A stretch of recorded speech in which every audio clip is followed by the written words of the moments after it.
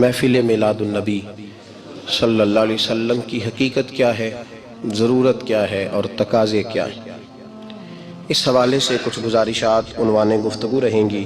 دعا ہے اللہ تبارک و تعالی اپنی ناراضگی والے جملے سے محفوظ فرمائے، اپنی رضا والی بات کرنے کی توفیق عطا فرمائے۔ عزیز بھائیو، قرآن مجید فرقان حمید نے ارشاد فرمایا قل بفضل اللہ، اے محبوب آپ فرما دیں جب اللہ کا فضل ملے، وَبِرَحْمَتِهِ اور اس کی رحمت ملے، فَبِذَلِكَ فَلْيَفْرَحُوا تو انہیں چاہیے کہ خوشی کا اظہار کریں۔ سورہ یونس کی آیت نمبر 58 ہے۔ جب اللہ کا فضل اور اس کی رحمت ملے تو خوشی کا اظہار کرو، خوشی کا۔ پہلا رابطہ صدیوں بعد جو آسمان کا زمین سے ہوتا ہے اور غارِ حرا کے نورانی ماحول میں جو پہلی وحی نازل ہوتی ہے، وہ کوئی اور بات نہیں کرتی، وہ یہ بات کرتی ہے کہ اقرا، پڑھو، اقرا بسم ربک الذی خلق، اس رب کے نام سے پڑھو جس نے تمہیں پیدا کیا، جس نے پیدا کیا اس کے نام سے پڑھو۔ نبی رحمت صلی اللہ تعالی علیہ وسلم کی تشریف آوری سے پہلے ہزارہا مسائل تھے۔ سب سے بڑا مسئلہ کفر کا، شرک کا، عقائد کے بگاڑ کا، اوہام پرستی کا، بے بنیاد باتوں کے وجود کا، پھر عورتوں کے ساتھ ظلم، غلاموں کی بڑی خستہ حالی، حقوق کی پامالی، ہر طرف آزمائش ہی آزمائش تھی۔ اور صدیاں بیت گئی تھیں، آسمان کا زمین سے رابطہ نہیں ہوا تھا۔ اتنے سارے مسائل کے بعد جو آسمان کا زمین سے پہلا رابطہ ہوتا ہے اور جو پہلی وحی نازل ہوتی ہے، اس کو ذرا سمجھیے گا۔ نہ تو وہ بظاہر توحید کی بات کرتی ہے، نہ عورتوں کے حقوق کی بات کرتی ہے، نہ غلاموں کی بظاہر داد رسی کی بات کرتی ہے۔ مسجد شریف میں محبوب پاک علیہ السلام تشریف لائے تو دو حلقے بنے ہوئے تھے، ایک جگہ لوگ بیٹھ کے اللہ کا ذکر کر رہے تھے اور دوسرے حلقے میں بیٹھ کے لوگ تعلیم حاصل کر رہے تھے۔ ایک شخصیت پڑھا رہی تھی، باقی پڑھ رہے تھے، ایک سنا رہے تھے، باقی سن رہے تھے۔ تو محبوب کریم دونوں حلقہ جات کے بیچ کھڑے ہو کے فرمایا دونوں ہی خیر کا کام کر رہے ہیں، پر مجھے چونکہ معلم بنا کے بھیجا گیا ہے تو حضور اس حلقے میں بیٹھے جہاں دین سیکھا اور سکھایا جا رہا تھا۔ اور جڑو نہ اللہ رسول کے کلام کے ساتھ، آؤ نہ میرے بھائی اس رستے کے مسافر بنو۔ اسلام مسرتوں کا دین ہے، خوشیوں کا دین ہے۔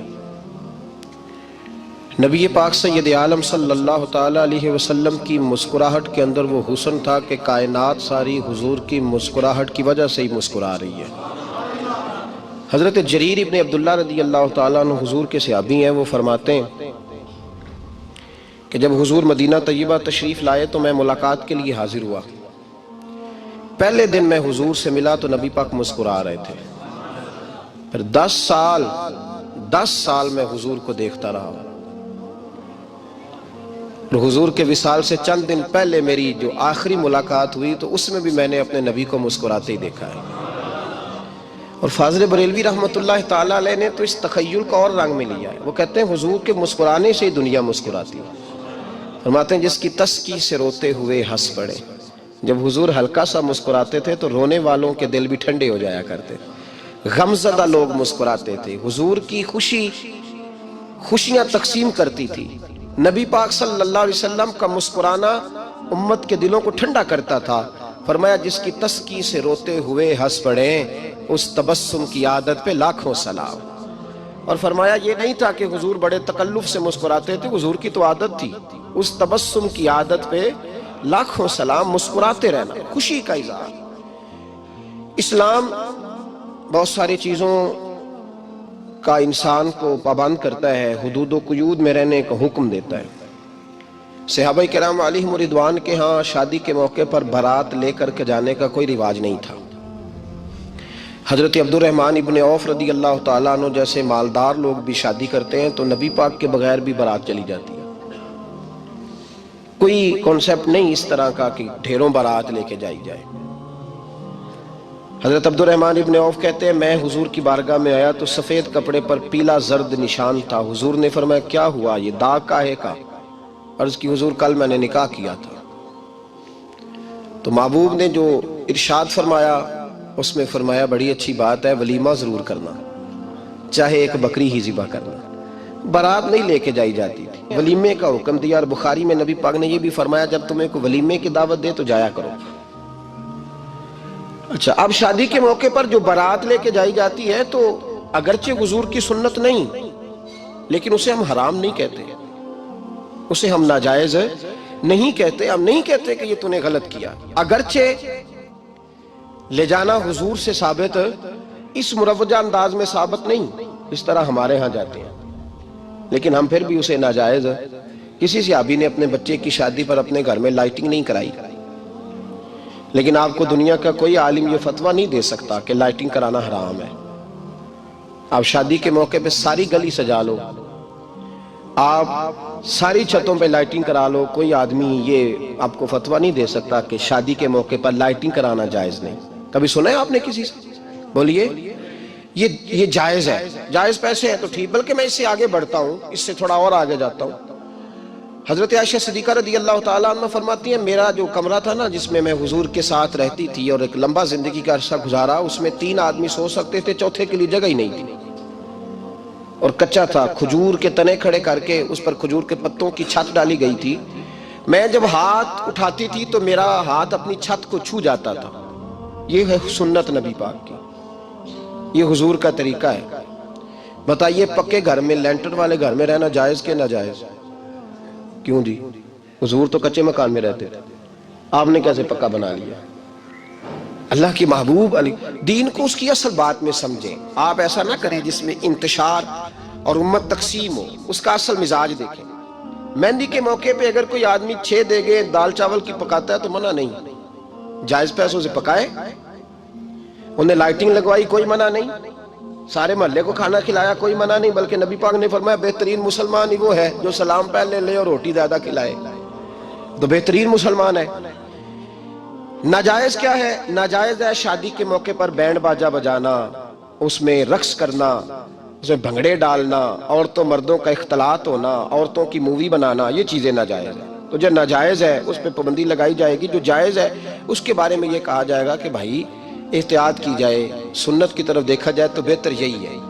لیکن اگر کوئی کسی آدمی کے پاس جائز پیسے ہوں، وہ 100 کنال کے گھر میں رہے، اگرچہ سنت یہ نہیں، اور یہ تو کوئی فتویٰ نہیں نہ دے سکتا کہ حرام ہے تیرا 100 کنال کے گھر میں رہنا، کہ ہے فتویٰ کہیں آپ نے سنا؟ تو ہمارے ہاں تکلیف کا معاملہ یہ ہے۔ دیکھیں میرے بھائی، کسی بھی صحابی نے، بڑے درد کے ساتھ بات کر رہا ہوں اور یہ میرا درد ہے، میں درد سے اپنے دل کو، اپنے ایمان کو حاضر ناظر کہہ کے بات کر رہا ہوں۔ امت بٹ جاتی ہے ہر موقع پہ یار، ہر جگہ ہی تقسیم ہو رہی ہے امت مسلمہ، ہر روز کچھ نہ کچھ فتوے ایسے مل جاتے ہیں جس میں دراڑیں پڑتی ہیں۔ کسی صحابی نے کسی مسجد کے اندر اشتہار چھپوا کے اعلان کرا کے درس قرآن کرایا ہے کبھی؟ سیرت النبی کا جلسہ، ختم بخاری، مدرسے کا دستار فضیلت کا جلسہ، آپ نے اشتہار پڑھے ہیں نا یہ سارے مکاتب فکر کے؟ ہوتے ہیں کہ نہیں ہوتے؟ کسی صحابی نے اس طرح، وہ تو روز درس قرآن دیتے تھے، لیکن اس طرح اشتہار چھپوا کے، پوسٹر لگا کے، اور مصر سے کسی صحابی کو اسپیشل بلوا کے یا یمن سے بلوا کے مسجد کے اندر کبھی درس قرآن کے اجتماعات کرائے، سیرت النبی کے جلسے، ختم بخاری کے؟ او بھائی یہ ساری چیزیں حضور کے صحابہ کی سنت سے مروجہ انداز میں ثابت نہیں۔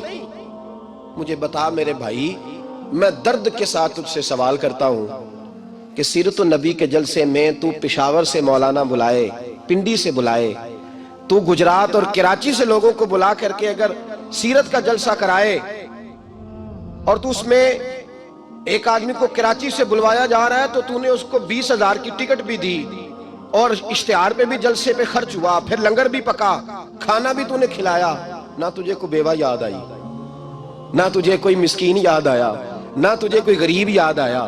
حالانکہ کہنا چاہیے تھا نا یہ جو ₹1,00,000 لگ رہا ہے کسی بیوہ کی خدمت کر دینی چاہیے، یتیم کو دے دینا چاہیے۔ درد کے ساتھ بات کر، سوال میرا یہ ہے کہ وہی کام جو سیرت کے جلسے میں ہوتے ہیں، پہلے تلاوت ہوتی ہے، پھر نعت ہوتی ہے، پھر کسی عالم کا بیان ہوتا ہے، وہی کام صرف نام بدل کے کیا جائے، عید میلاد النبی نام رکھا جائے صلی اللہ علیہ وسلم۔ یہ میں آپ کے ذہنوں پہ دستک دے رہا ہوں، تقریر نہیں کر رہا، صرف دستک دے رہا ہوں۔ او بھائی دیکھو، ایک آدمی وہی کام نام بدل کے کرے تو جائز ہے، اور اگر اس میں نبی پاک کے میلاد کا نام رکھ لیا جائے یا نعت کا نام رکھ لیا جائے تو پھر مجھے اجازت دے میں تجھ سے سوال کروں کہ صرف تجھے حضور کی تعریف پوری لگتی ہے؟ پھر مجھے اجازت دے کہ میں تجھ سے پوچھوں کہ صرف تجھے نعت اچھی نہیں لگتی؟ پھر مجھے اجازت دے کہ میں تجھ سے پوچھوں کہ تجھے صرف رسول اللہ کے قصیدے اچھے نہیں لگتے؟ دے مجھے اجازت کہ میں تجھ سے سوال کروں کہ جہاں ذکر رسول کی بات آئے وہاں تو پریشان کیوں ہوتا ہے؟ تجھے پتہ ہی نہیں یہ تو وہ ذکر ہے کہ رب فرماتا ہے تم بیان کرو نہ کرو وَرَفَعْنَا لَكَ ذِكْرَكَ، محبوب میں نے خود تیرے چرچے ساری دنیا میں بلند فرما دیے۔ اور نبی پاک نے پوچھا حضرت جبریل سے کہ چل جبریل تو بتا میری امت کو پتہ چلے رب نے میرا ذکر کیسے بلند کیا ہے؟ تو جناب جبریل کہنے لگے محبوبہ رب فرماتا ہے میرے نبی سے کہہ دے جہاں جہاں تیرے رب کا ذکر ہوگا وہاں وہاں تیرا بھی ذکر ہوتا رہے گا۔ یہ تو محتاج ہی نہیں کسی کا۔ اتنی جلدی لوگ بپھرتے ہیں۔ اللہ فرماتا ہے قل بفضل اللہ وبرحمتہ فبذلک فلیفرحوا، محبوب ان سے کہہ دو جب اللہ کا فضل ملے، جب اللہ کی رحمت ملے تو خوشی مناؤ۔ تیرا نہیں مجھے پتا، مجھے تیرا نہیں پتا، لیکن مجھ سے اگر تو پوچھے تو کائنات میں رب کا سب سے بڑا فضل بھی محمد مصطفیٰ ہی ہے، اور سب سے بڑی رحمت بھی محمد مصطفیٰ ہی ہے۔ وہ دو عالم کی رحمت تھے، وہ جہاں چاہتے وہیں رہتے، یہ تو ان کی مہربانی ہے کہ یہ عالم پسند آیا۔ رب کریم نے تجھے آنکھ دی، دنیا دیکھی تو نے، رب کریم نے تجھے قوت دی، تو نے دنیا گھومی، اور پھر رب نے تجھے بیٹے دیے تو میٹھا میوہ، اور بیٹیاں دی تو تیرے لیے باعث کرم، تیری چھاتی پہ بچے چڑھے تو نے کہا سب سے بڑی نعمت یہی ہے۔ کہ مالک کہتا ہے تو میرا بندہ تھا، میں نے دینا ہی تھا، اس نے دیا، احسان نہیں جتلایا، لیکن جب اپنا نبی دیا تو کہا میں نے بڑا احسان کیا تم پہ۔ لَقَدْ مَنَّ اللَّهُ عَلَى الْمُؤْمِنِينَ إِذْ بَعَثَ فِيهِمْ رَسُولًا، میں نے تم پر احسان کیا ہے۔ کون دیتا ہے کسی کو محبوب اپنا؟ نہ جانے رب نے یہ کیسے گوارا کیا۔ لَقَدْ مَنَّ اللَّهُ عَلَى الْمُؤْمِنِينَ إِذْ بَعَثَ فِيهِمْ رَسُولًا، اتنا بڑا فضل، اتنا بڑا فضل، فضل بھی حضور۔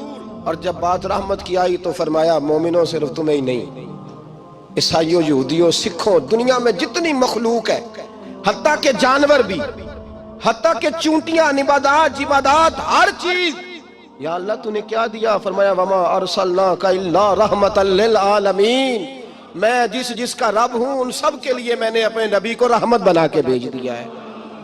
بیٹے کے آنے پہ تو مٹھائی بانٹتا ہے، میلاد والے دن تو لائٹیں بند کر لیتا ہے، بیٹے کے آنے پر تو حلوائی بٹھاتا ہے، اور نبی پاک کے نام کی لائٹیں لگی ہوں تو پریشان ہوتا ہے۔ ہم سے کبھی پوچھ تجھے بتائیں، بس نہیں چلتا، ورنہ تاڑے توڑ کے چھتوں پہ لگا دیں۔ بس نہیں چلتا، فرشتوں کو بھی کہیں آؤ ہمارے ساتھ شامل ہو جاؤ، آمد مصطفیٰ مرحبا مرحبا کا نعرہ لگانا ہے۔ ہمارا بس نہیں چلتا، ورنہ دنیا کی ساری نعمتیں بچھا دیں اور لوگوں کو بتلائیں کہ اصل تو خوشی منانے کا دن ہی آج ہے جب اللہ نے ہمیں اپنا پیارا رسول عطا فرمایا ہے۔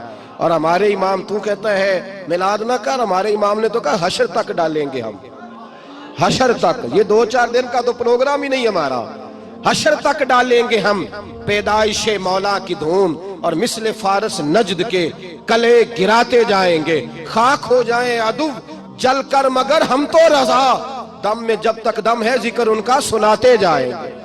ہمارا تو 1-2 دن کا پروگرام ہی نہیں۔ اور پھر سنو کتنی بڑی نعمت ہے۔ حضرت عباس سے کسی نے کہا تھا اللہ کی سب سے بڑی نعمت، تو بخاری اٹھانا، فرمانے لگے محمد نعمت اللہ، بخاری ہے بخاری، فرمایا محمد اللہ کی سب سے بڑی نعمت ہے، صلی اللہ